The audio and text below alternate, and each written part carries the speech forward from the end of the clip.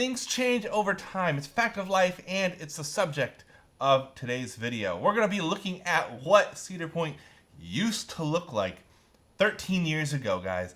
That's the subject of today's video.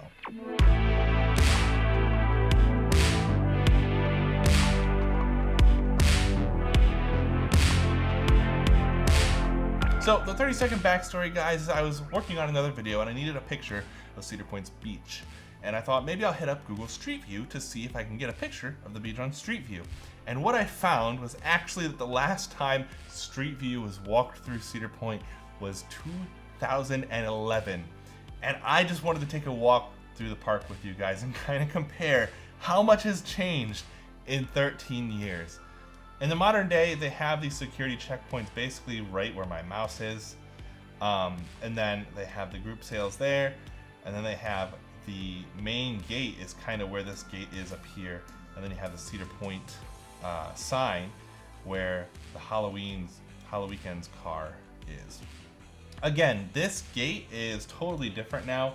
It doesn't look anything like this anymore. The gate is actually pushed back, kind of where the other ticketing gate is that we'll see in a second. But it's pretty crazy to look at. Like, this is what it would look like when we were kids coming here. And it doesn't look like this at all anymore. Something else notably missing from this picture is the gatekeeper, because this would have been a couple of years before the gatekeeper was actually built.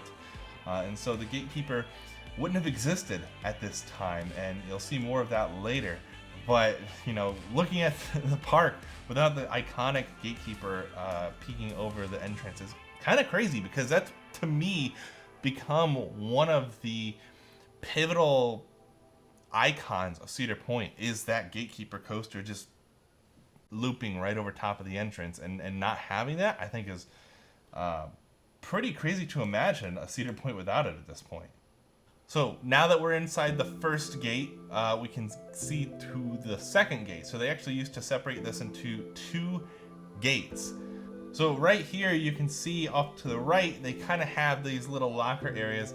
That is actually some security related stuff and lockers currently. So that's still there. And then they have the park exit right here where the path is. And that park exit goes out. So then next to that, they have ticketing booths, which is kind of what this guest services building is. It was not guest services. It's not guest services now. Guest services is actually inside of the park. But it's kind of the ticketing area. And then they still have a building over on the right side. But right here is where your current entrance is, and then the gatekeeper will be going right over top of this. And it's not anymore. So you can kind of envision that there. Stepping inside the park, it's both the same and different at the same time. Now we do have the giant 150 bicentennial, or I guess it's not bicentennial, 150 years sign that they have permanently installed right here in the entrance of the park. That's not there at this time, obviously, because we hadn't hit anywhere near 150 years at that time. Over here, the drink stand, this has changed completely. This used to be called, Hurricane Hannah's, I think, was what it was called before. It's not like that anymore. Honestly, I love this. I think this provides so much character and looks so cool and so much theming to the park, and the fact that they've just turned this into kind of a boring old drink stand nowadays is so disappointing, and I wish that they would change this back, because I honestly think it's really cool. Stepping over towards Ocean Motion, the bathrooms are still here, but notably this big triangle structure is not there anymore. I believe that they have removed that triangle structure. I don't know why it would have been there to begin with, maybe just to provide some interest or something. But as far as I'm aware, I'll put up a picture of that bathroom on screen here now, but that structure's not there. And again, just pointing out, behind Ocean Motion here, notably missing is the gatekeeper. Something you might notice looking at this is, if you're looking past Ocean Motion, you can actually see there's a walkway going past Ocean Motion. And that's something that they used to have. You used to be able to walk around the back side of the shops by Ocean Motion to get to that section of the park.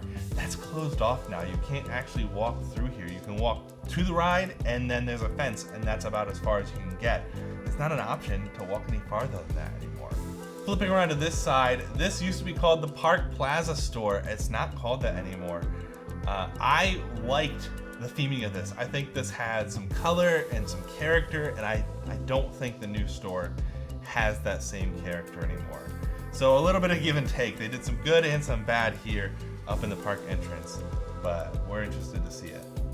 And right here is where Starbucks is now. You can see this is the days before Starbucks was here. They did have coffee here, but they also had some other stuff, and now it's a Starbucks, probably one of the most popular spots to get a drink in the park, which to me, not a coffee drinker, I don't really understand, but hey, people love their Starbucks.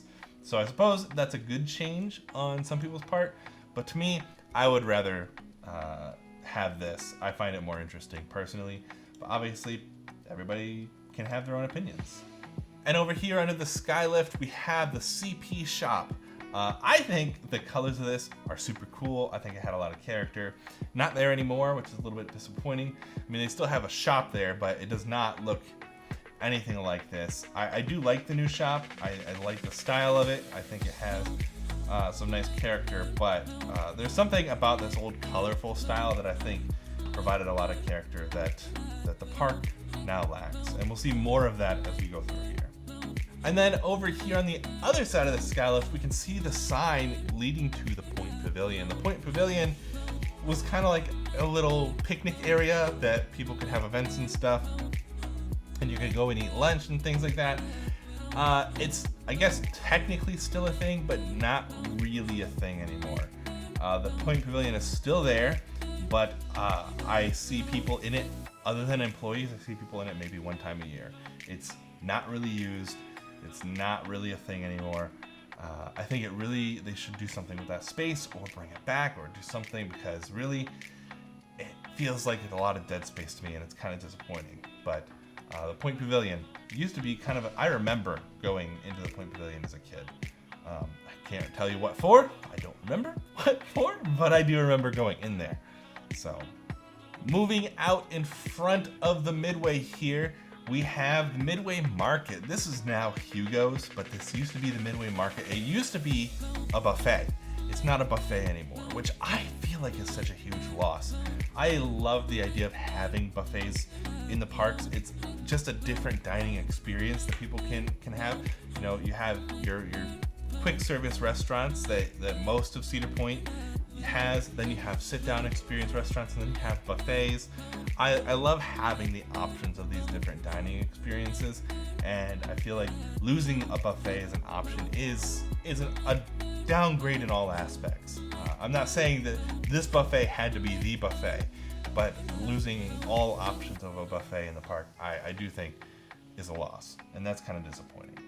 And zooming in on the prices here, you can actually see that an all-you-can-eat buffet for an adult in 2011 was $12.99, which is so crazy to think about. Like, just seeing that blows my mind, because now we're used to $22, $23 for some of the meals in the park, and that's just the regular meal, not even an all-you-can-eat. So to imagine being able to get an all-you-can-eat meal for $13 is insane, and that's crazy to me. That would be easily like $30 or $40 now, and that's only 13 years ago.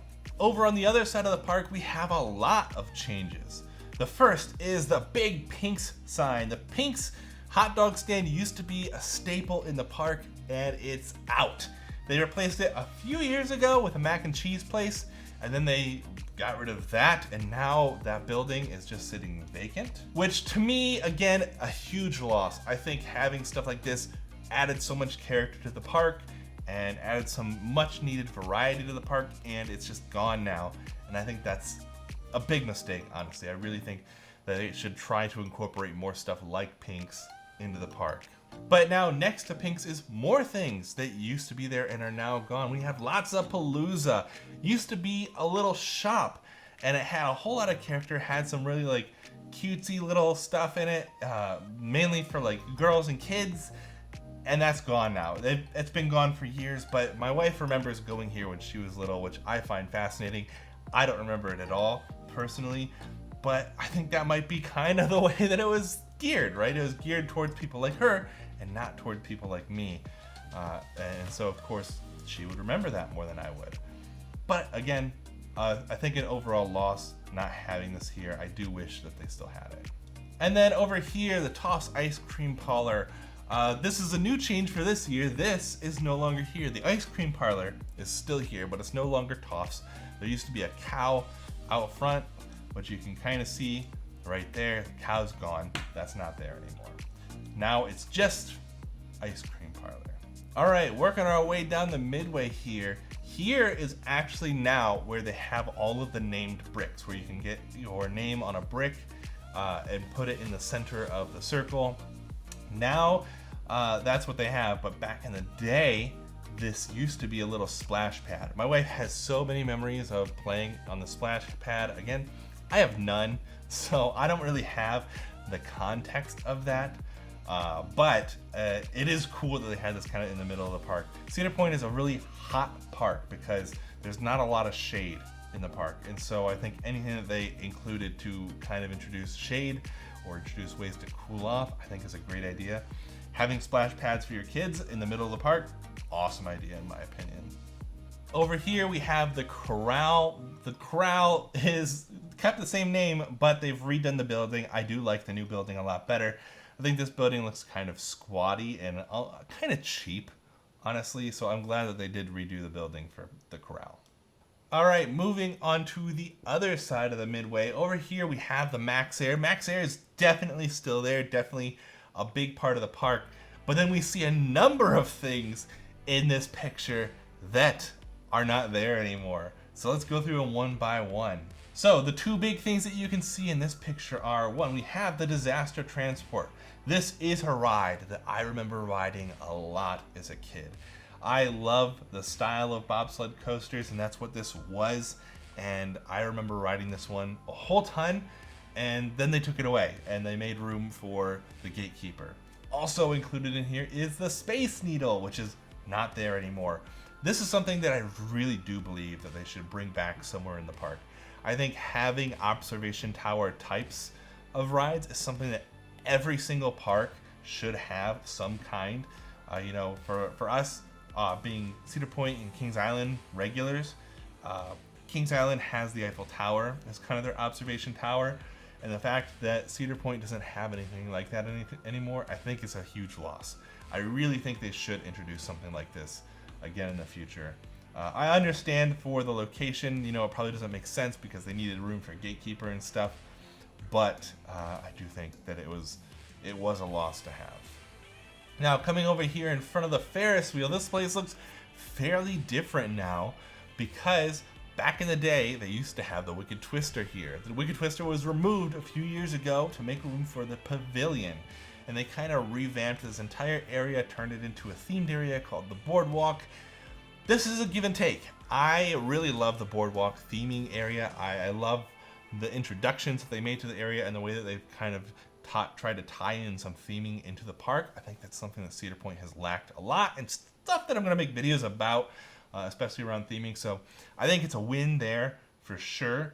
But anytime you lose a coaster, I do think that is a loss. And so it's cool to look back and see Wicked Twister here being kind of right on the edge of the park. I think it was cool to have, but it is a loss and a gain in a way that now this area looks significantly different than it did. And heading down where the Boardwalk area is now, this is where the Wild Mouse currently is. There used to be the Extreme Sports Stadium. This used to be also an aqua theater where they used to do dolphin shows. I had a teacher in school who actually used to train the dolphins in these shows. But now it's just an extreme sports stadium. At the time of these pictures, and they used to do like dirt bike shows and stuff there, and then eventually they just tore the whole building down.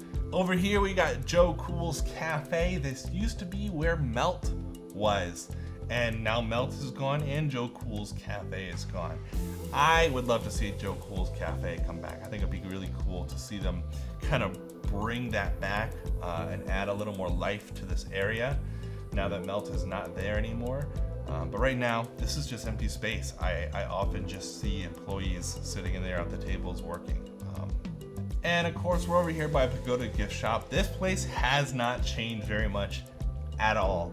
And I think that's because it's kind of one of the staples in the park, one of the grounding elements that I would love to see not changed ever, honestly. I think it's kind of cool that it's one of those things that just stays the same. It's not really like a super remarkable thing in any kind of way, which is what I think is interesting about it, is that it just kind of exists in its own little world. And I think I would love to see that just kind of continue. But if you turn around from the Pagoda Gift Shop, you'll notice something actually missing. And that's Valraven. Valraven is not here in 2011. Now it's one of those like pinnacle skyline coasters, but back in the day it used to not be there. And so seeing these things kind of shift over time, especially these big coasters pop up, I think is super fascinating. And backtracking a little bit just to go visit this, I really wanted to point this out. This to me is one of the biggest losses in the entire park, is where the Snoopy store is now. They used to have the Snoopy boutique, and it used to have this giant entrance where kids could go in through a little doggy door, and it had a whole lot of character. The store is technically the same store, but I think this entrance, they completely destroyed it when they built the new store. The new store is much more clinical, much more like a traditional store, and I would love to see some of that character. And I keep saying that word, but I think that's something that I'm going to be focusing a lot on in future videos, is character. I really am sad that they took away our little doghouse entrance. I think it's super cool, and they gave us kind of a little glass wall now, which is fine, but not nearly as cool. All right, we are over here by Coaster's Diner now, and if you look over here, we have the Dodgems. These aren't here anymore. They've been moved kind of over to the kids area, not there, which is kind of crazy because I don't ever remember them being there, but it does make sense that they did move them. I don't know why. This is kind of a random place for them, so I think that's a good part on their part to move them. All right, tucked back in here where Valraven sits today is the Goodtime Theater. This used to be one of the largest theaters in the state, and now it's just gone. I think that's kind of fascinating. I do think that this is a give and take. Obviously getting more coasters, that's kind of the thing that Cedar Point's known for, always a good thing. However, I do think there's a severe lack of indoor activities to do at Cedar Point, and it gets so hot in the summer, it can reach up to 100 degrees some days. I think having more things to do indoors is a really good move, and the fact that they don't have that anymore with the Goodtime Theater, I think that is a big loss. I would love to see them find ways to introduce more things like the Goodtime Theater into the park. Obviously, you can't put it where Valraven is sitting, and so I understand from that aspect why they would get rid of it. But I do think that the idea is really good, and they should have more stuff like the Goodtime Theater. So now, heading down the Midway past coasters, there's a couple of things that are standing out to me right here. The first is that if you look to the left, Wildcat is sitting there. Wildcat's not here anymore. Now we have the Wild Mouse sitting over in the boardwalk. Wildcat was kind of the predecessor to Wild Mouse, kind of the old school version of Wild Mouse. And that's kind of, I think, the spiritual successor. I think they did that intentionally, that the Wild Mouse is supposed to be kind of the spiritual successor to Wildcat. But it's weird seeing it here, because again, I don't remember this being here. But apparently it was. And then straight on in the middle of the Midway, above the railroad station, we have this giant screen. Now actually off to the right, we have a stage area with a screen that they can do stuff with. But back in the day, they didn't have that stage area.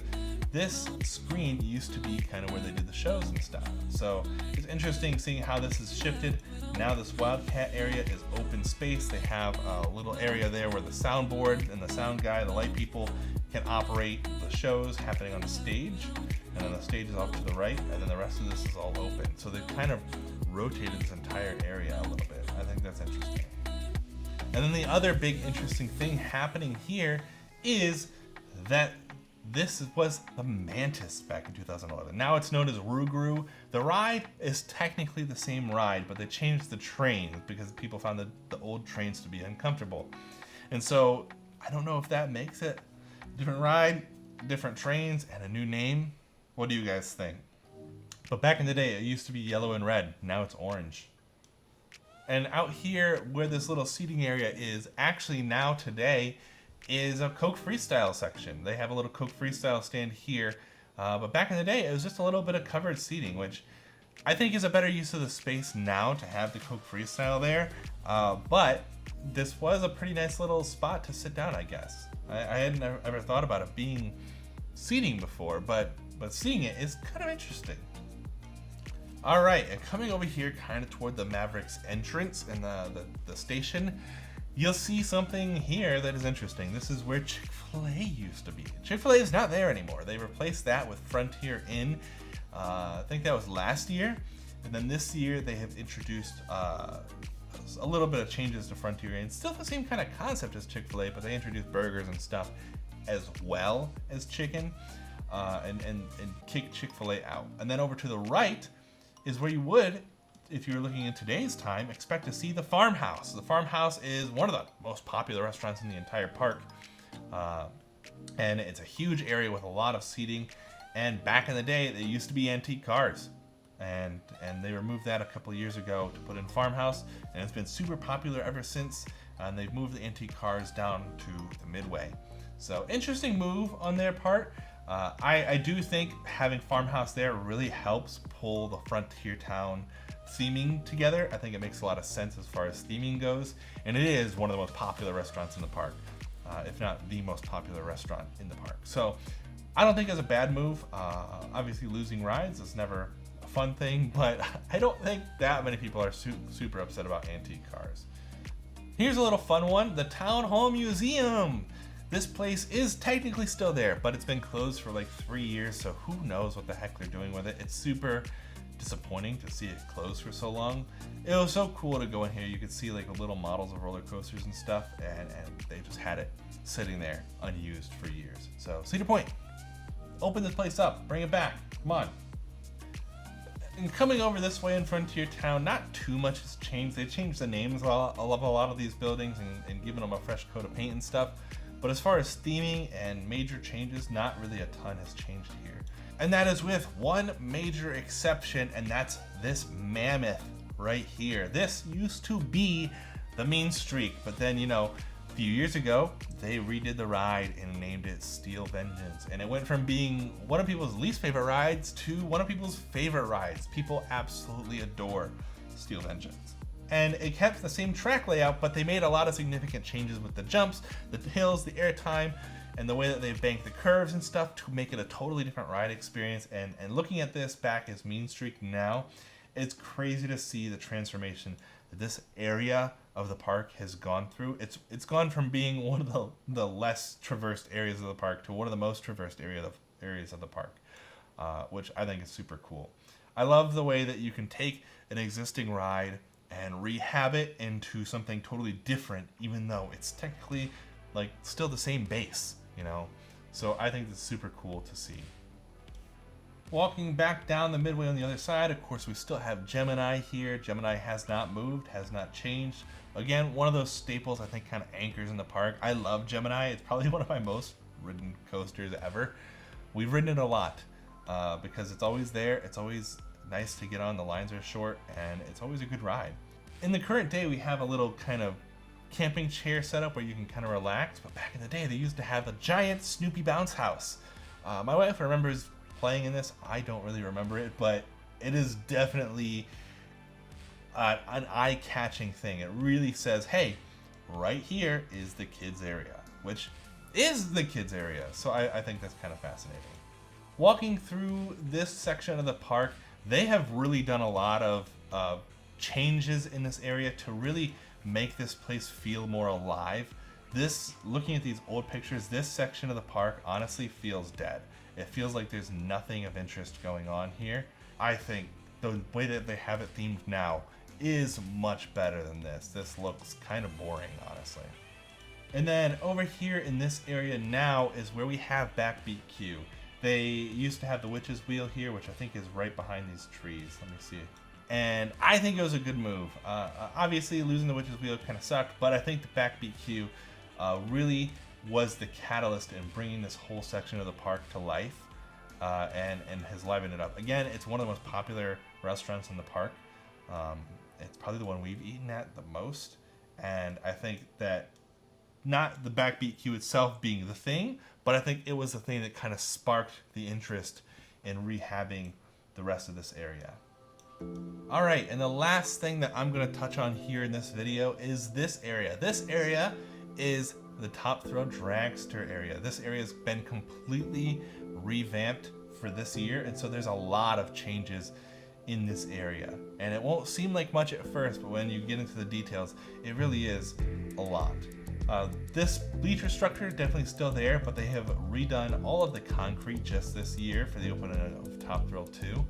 And there's an entirely new entrance with a giant new sign right here in this area, and so that is new as well. And then they have both the Top Thrill Dragster store as well as the ride entrance have both been painted, and there's new signage, and the concrete's been painted. All of that's been changed as well. And with the opening of Top Thrill 2, they painted the Power Tower to match Top Thrill 2's paint schemes, which I think is an interesting one. And so guys, that is it. That's what I'm going to cover in today's video. There's so much more. I could easily spend another hour going through the details of everything that's changed in the park.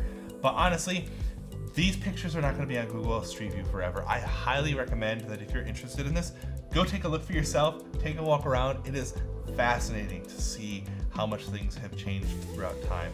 Go look through some other parks of your favorites too, and take a look at them and see when their last Street View is done. But this one's been a fascinating look.